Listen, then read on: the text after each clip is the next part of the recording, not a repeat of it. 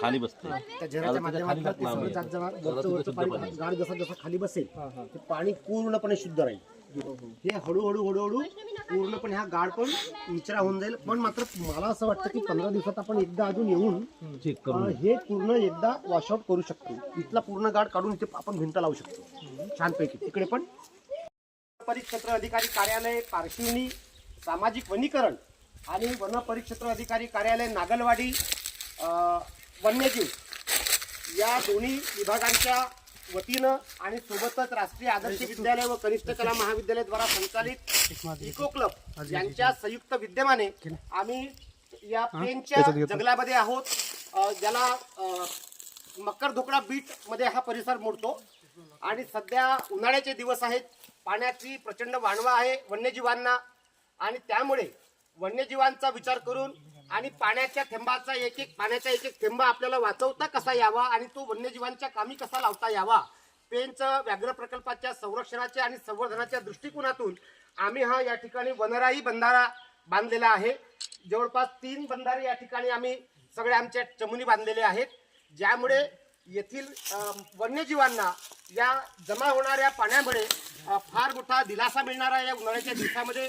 प्रत्येकानं पाण्याचा थेंब हा अतिशय मोलाचा आहे. पाण्याशिवाय आपण कोणाचंही जीवन पुढे जाऊ शकत नाही, आपण जिवंत राहू शकत नाही. आणि म्हणून पाण्याचं जे मोल आहे ते मोल आपण समजून घ्यावं आणि आपल्या सोबतच, आपल्या आयुष्यासोबतच इतरांच्या म्हणजे वन्यजीवांच्या आयुष्याला या पाण्याच्या माध्यमातून कशा प्रकारे आपल्याला सहकार्य करता येईल, जीवनदान देता येईल, अशा प्रकारचं कार्य आपण सुद्धा करावं असं आपल्याला या प्रसंगी मी संदेश देऊ इच्छितो. या ठिकाणी RFO माननीय प्रवीण लेले साहेब यांच्या मार्गदर्शनाखाली आणि RFO माननीय किशोर कैलुके साहेब यांच्या अध्यक्षतेमध्ये आज आम्ही हे वनराई बंधाऱ्याचं काम या ठिकाणी पूर्ण केलेलं आहे. मी माननीय कैलुके साहेबांना विनंती करतो आहे की आपण कृपया या प्रसंगी जलदिनाच्या निमित्तानं आमच्या निसर्गदूतांना संदेश द्यावा अशी आपल्याला विनंती आहे. त्याकरिता आपण मागील 2 वर्ष नवेगाव खैरी पेजच्या मागच्या साईडला आपण त्या डॅममधलं पाणी झिरपत होतं, त्या ठिकाणी आपण वनराई बंधारा तयार केला. आपल्याला या ठिकाणी नवीन संधी मिळाली आहे लेले साहेबाच्या मार्गदर्शनाखाली. आणि जंगलामध्ये कृत्रिम आणि नैसर्गिक वॉटर होल असतात. त्यामध्ये नैसर्गिक वॉटर होल हा या टाईमला शेवटी आता मार्च संपत आहे तरी यामधून पाणी झिरपत आहे. हे पाणी आपल्याला कुठे असं दिसत नाही. आणि आपला हा बंधारा जो आहे हा नागपूर डिव्हिजनमध्ये सामाजिक वनीकरणातर्फे हा आपला आजचा एक पहिलाच बंधारा दिसेल, उद्याचा तुम्हाला पेपरला दिसेल. आणि यासाठी आपण शासनातर्फे भरपूर खर्च केला जातो, परंतु आपण हा खर्च श्रमदानातून केलेला आहे. एक वॉटर होल बांधण्याकरिता कमीत कमी 25 ते 30-40 हजार रुपये खर्च येतो, तो आपण निःशुल्क केला आहे. त्याबद्दल सर्व वनपरिक्षेत्र अधिकारी, नागलवाडीचे कर्मचारी आणि कडबे सर आणि त्यांची चमू यांना धन्यवाद देतो. आणि या ठिकाणी मी थांबतो.